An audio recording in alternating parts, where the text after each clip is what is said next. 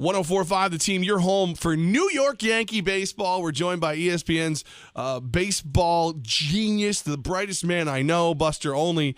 Buster, I don't know if there's a more exciting, at this point, non-playoff team than the New York Yankees. How excited can I get as a Yankee fan? Well, let me cover this first. You said the brightest person you know. You have a very limited field of friends. So let's start with that, okay? I'm just assuming you're going to agree with me, and that's why I'm saying how smart you are. No.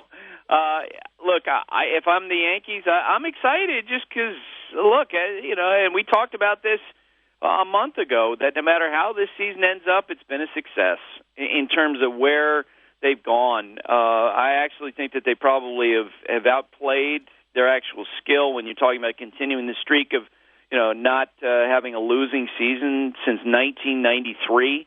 That's pretty amazing. In spite of all the changes they went through, the way that they added to their farm system, and I think that Gary Sanchez establishing himself down the stretch. And I think you asked me the question about what are the odds that Sanchez could be Rookie of the Year, and I put it at 0.5%. Maybe it's up to 10 now. Okay. Woo! And I think that there's a nice vibe around the team as you finish the year. There are also some big questions about the what they're going to do with the rotation, what moves can they make during the wintertime, what are they going to do with Brian McCann. But it's been a year of progress, and they went from being this sort of old breaking team that was breaking down to now a team that seems absolutely prepared to embrace its future. So like if they won tonight and like the Blue Jays won tonight and then they had a 3-game series with the Orioles? Yeah, forget that. Don't even worry about that. Just enjoy your life for the next 72 hours, and if you wake up on Sunday and they're one game out, then you'll enjoy that day too, but that's not going to happen. Thank you, Buster, for putting Levack in some type of normalcy and trying to control himself. Forget it. Forget it. And Buster, it says here on my sheet here, and it starts off the question. It says, Gaz is stupid, and then it has the question. So I'm just going to read what I thought. I told Levack this earlier in the week. I suggested that the Yankees, because they don't have much to play for, should consider sitting guys like Gary Sanchez and Tyler Austin and others. Do you think they should consider doing that? No, not if they're healthy enough to play. Plus, I do think, and we've seen this, all across baseball in the last couple of weeks, where the teams that aren't in the races anymore, do they sort of limp to the finish? And we're seeing the Phillies do that, my God. And the Twins have basically been non-competitive down the stretch here, and they've affected the playoff races because of that. But on the other hand, if you have a chance to beat teams, the Tampa Bay Rays have done a great job with this. If you're the Yankees and you have a chance to essentially put a dagger in the Orioles this weekend, absolutely you try to do it. See, Buster's smarter than you are. Well, I'm an Orioles fan, and I was trying to convince Levack. Now we get the full context on that comment. Okay. Buster Onley with us right now on ESPN Radio 104.5 The Team. So, Buster, the big debate in Yankee land, how should they receive Big Papi David Ortiz? You cheer him. You give him the – look, through the years, and partly you do it because I will tell you this, is that, and look, I'm fully aware of the conversation, David Ortiz, and he's a player you hate, and the PED, speculation, et cetera, et cetera, et cetera. I can tell you that just being around David Ortiz through the years, he's a good guy. Like, he treats people well. I've been around him so many times when cameras aren't on, and he walks out of the dugout. There's nobody watching. He didn't even know I'm watching, and some little kid standing there, and Papi walks over. Hey, big man, how you doing? He gives him the fist bump. Or he sees an older lady. He goes in and respectfully, gives her a hug. He's a good guy. He's been terrific for baseball. Here's the other thing, and then I think that in some respects, the Yankee fans kind of owe it to Red Sox fans to treat their best with respect. Because if you remember, Joe Torre in 1999 made his return from cancer at Fenway Park, and what happened? He got a standing ovation from Red Sox fans. What happened with Mariano Rivera? Standing ovation. Fenway Park, Derek Jeter, standing ovation. And I think that it would be smart for the Yankee fans to treat it the same way. I hope it made you feel guilty. I'm trying to be like your mother. Buster, I got to be honest with you. I feel like booing him as loud as I can is kind of respecting him. But here's the thing. If you really want to respect him, because, look, he's the first one to to smile at Yankee fans who boo him like crazy because that's what competitors do. But for this one time, this one moment, don't you stand up and give it up for a guy who's been really good. I grew up as a huge fan of the Lakers, right? Mm-hmm. I hated the Celtics. I love Magic Johnson and that team, but in the end, how could you not respect Larry Bird and the Celtics? You got to stand up for David Ortiz. I mean, I'll stand. I'll be able to boo louder. I'll get more air in my lungs. Gee. Buster Onley with us right here on 104.5 The Team. Buster, the Mets have withstood all these injuries, but it seems to be like this team is on cruise control now. Is it just weak opponents so far for the Mets, or is this team actually improving as the season goes on? Well, it's a horrible, it's hard to put what they experienced the last few days into any kind of category because you feel bad for the Marlins that they had to play their schedule after the death of their beloved teammate Jose Fernandez, and I felt bad for the Mets. I mean, that's a really difficult position to be in, and it was sort of touching to hear the Marlins players after the series is over talking about how much they appreciated how the Mets handled it. Look, big picture, the schedule down the stretch, it's been a huge advantage for them, and it's allowed them to work through all these terrible injuries. And it's not only that, of course, it's because the Giants and the Cardinals, and I bet you the players in those teams would be the first ones to say it, they've been pathetic down the stretch. The Cardinals can't make plays. They're bad defensively. The Giants have gone through this inexplicable second-half collapse where they can't hit, and then they have situations like on Tuesday night they blew out the Rockies, and it looked like they're get going, and then they get shut out last night. And that's part of the reason why the Mets are in this position is because the other teams haven't grabbed the race by the throat. Buster, you have Syndergaard, Lugo, Cologne. After that, do the Mets have enough to even be competitive if they do get into the playoff series? On paper, the answer is absolutely not. But I will say, baseball history is littered with examples of teams that weren't worthy, quote unquote, of the postseason. And you can go back to the '73 Mets. You got to believe Mets with Tug McGraw. They limp into the postseason with an 82-79 one-loss record. Somehow they won the National League East with that record. And then they beat Cincinnati, heavy favorites in the playoffs, and then they had a 3-2 lead over Oakland in the World Series. Or how about the Cardinals in 1986?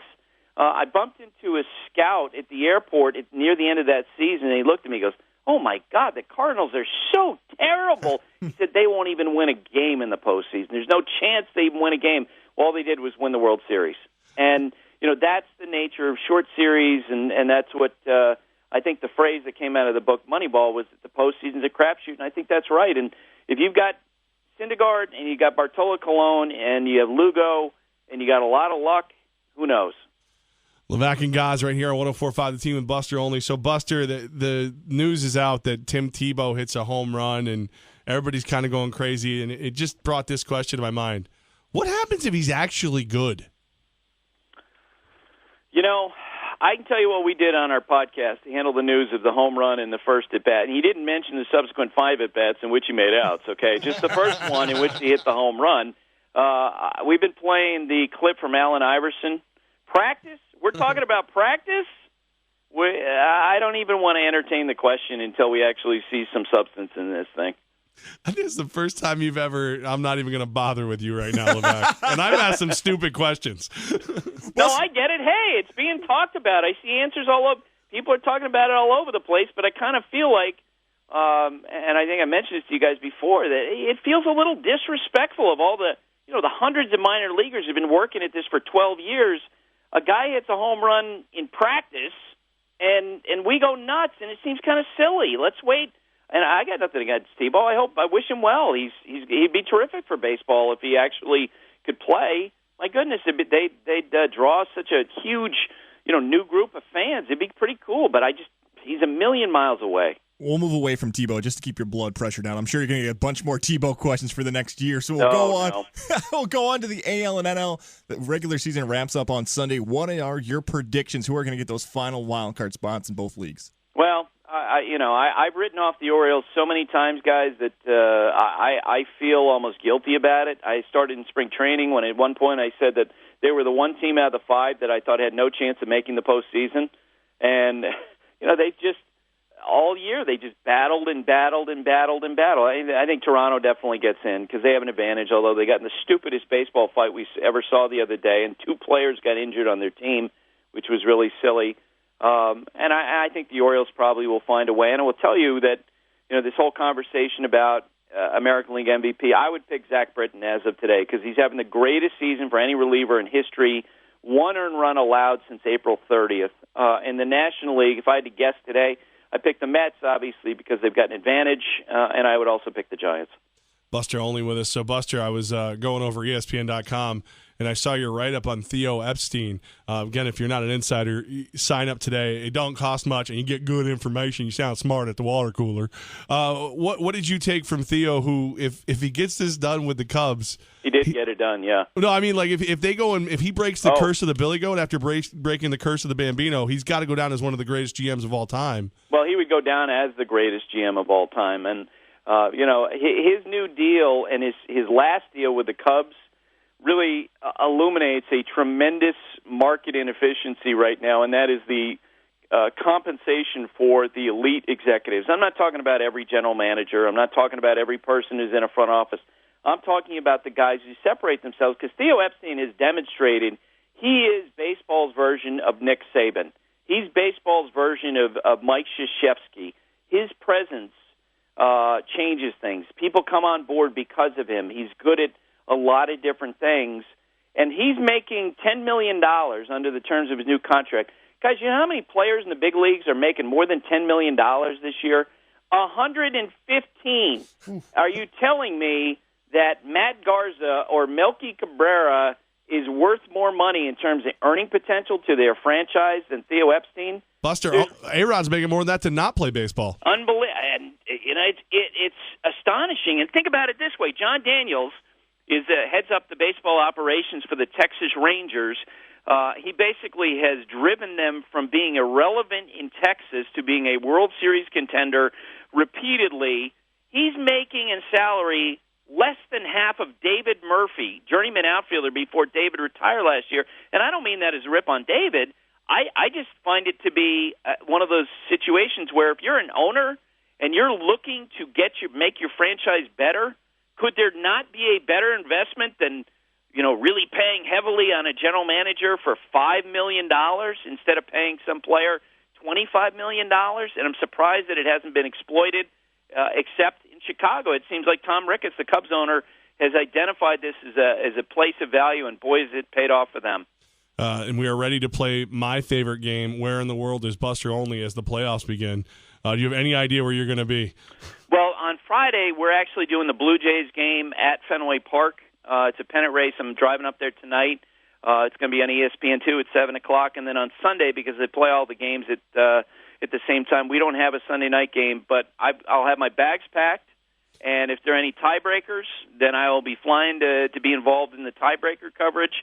And if we don't have any tiebreakers, then I'll be going to wherever the National League wildcard game is, because that's what we have on Wednesday. I would love to get a hold of your frequent flyer miles this time of year. It's so funny you say that. I actually spent them for my daughter's college visits the other day. He's Buster Onley. We love him. And, Buster, I'd love to say that you're going to be back Thursday at 5:15, but this time of year, you let us know when you're available, and we'll call you up. That sounds great, guys. Buster, thanks so much. Thanks, guys.